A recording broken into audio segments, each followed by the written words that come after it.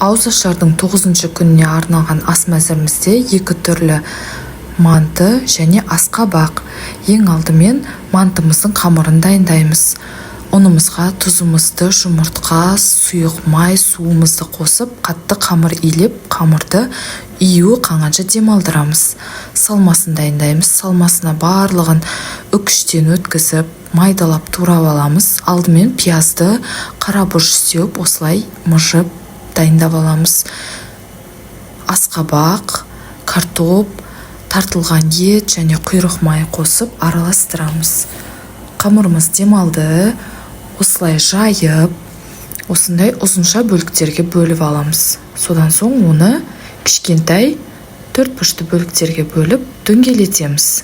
Дөңгеленген қамырларды жеке-жеке жұқалап жайып, салмасын салып, видеода көрсетілгендей түйіп шығамыз.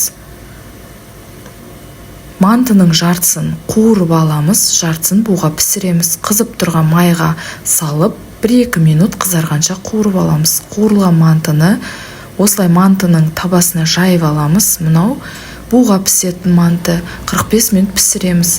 Бүгінгі біздің ауызашарға дайындалған ас мәзіріміз дайын болды. Ұстаған оразаларыңыз қабыл болсын.